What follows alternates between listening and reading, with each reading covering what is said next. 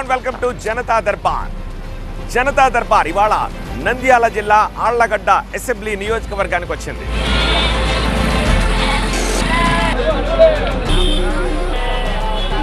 ఆళ్లగడ్డలో మొత్తం 2,30,000 మంది ఓటర్లు ఉన్నారు.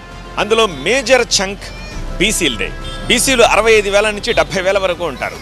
ఆ తర్వాత ముస్లిం మైనారిటీస్ నెంబర్ ఎక్కువ, 45,000 మంది ముస్లిం మైనారిటీస్ ఉంటారు, 45,000 నుంచి 50,000 వరకు. ఆ తర్వాతి భాగం ఎస్సీస్ది, ఒక 45,000 వరకు ఎస్సీస్ ఉన్నారు. రెడ్లు 35,000, అలాగే కాపులు ఒక 30,000 మంది ఉన్నారు. కానీ పురుష ఓటర్ల కంటే మహిళా ఓటర్ల సంఖ్య ఎక్కువ. ఇక్కడ 2,000 మంది మహిళా ఓటర్లు ఎక్కువగా ఉన్నారు. టీడీపీ కూటమి నుంచి మహిళా అభ్యర్థిని ఇక్కడ భూమా అఖిలప్రియారెడ్డిని నిలబెడితే వైసీపీ నుంచి సిట్టింగ్ ఎమ్మెల్యే బ్రిజేంద్రరెడ్డి మళ్లీ తన అదృష్టాన్ని పరీక్షించుకోబోతున్నారు.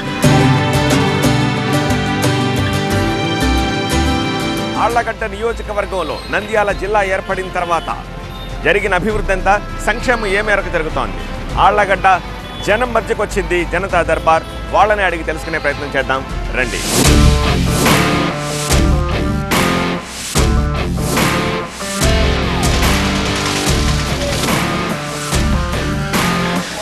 రైట్, ఆళ్లగడ్డ వ్యవసాయ మార్కెట్లో ప్రస్తుతమే ఉన్నాను.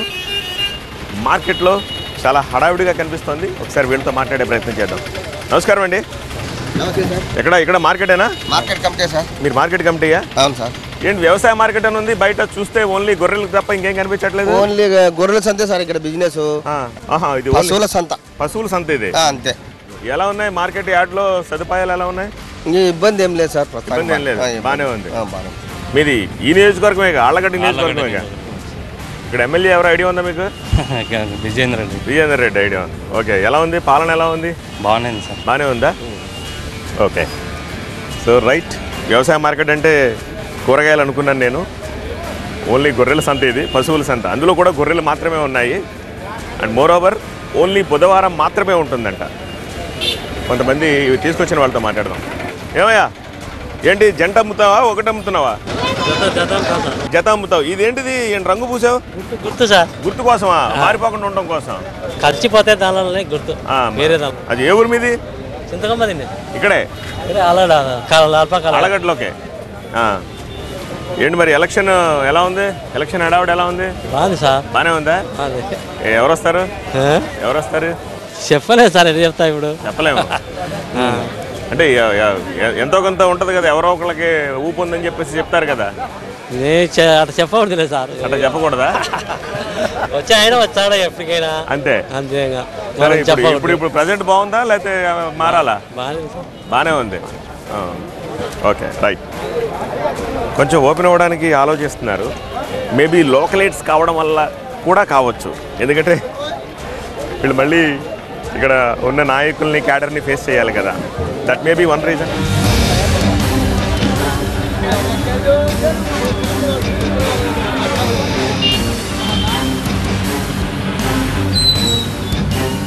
నమస్కారం అండి.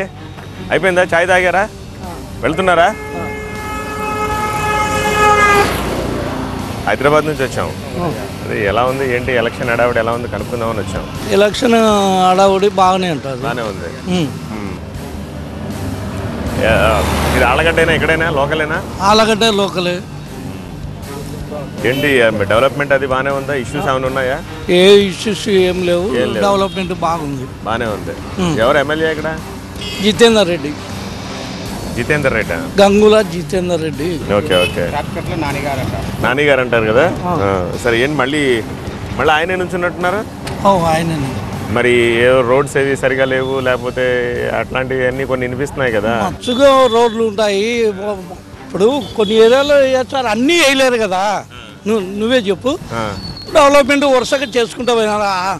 అత్యధికంగా మా ఊరికి నిధులు బాగా వచ్చినాయి. నిధులు డెవలప్మెంట్ చేసినారు. ఏం చేశారు?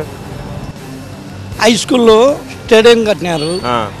తర్వాత బీఈడి కాలేజీ, మా డిగ్రీ కాలేజ్ అయింది. మా ఊళ్ళో డిగ్రీ కాలేజీ ఇంతవరకు లేదు, కాలేజీ వచ్చింది.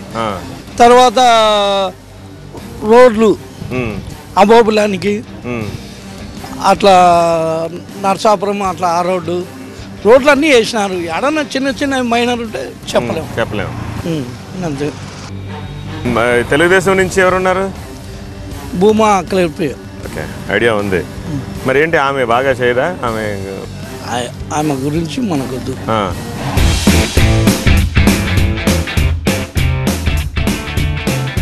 ఇటు ఎలా ఉంది మరి ఎలక్షన్ మూడ్? బాగానే ఉంది సార్, పర్వాలేదు. ఎలా ఉంది 5 ఏళ్ల పాలన? ఎలా ఉంది? మీ ఎమ్మెల్యే బాగా చేశారా లేకపోతే ఏమన్నా మార్పు రావాలా? పర్వాలేదు సార్. పర్వాలేదా? ఇబ్బంది ఏం లేదు. ఓకే, పర్వాలేదు. కొంచెం చేయాల్సింది ఉంది, ఇంకా చేయాల్సింది ఉంది. పర్వాలేదు సార్. ఓకే, ఆళ్ళగడ్డలో కొంచెం ఓటర్ ఓపెన్ అవ్వడానికి ఆలోచిస్తున్నాడు. ఒకళ్ళిద్దరు క్లియర్గా ఉన్నారు కానీ మిగిలిన వాళ్ళకి మనసులో ఉన్న బయటకు చెప్పడానికి కొంచెం ఆలోచిస్తున్నట్టుగా అనిపిస్తోంది.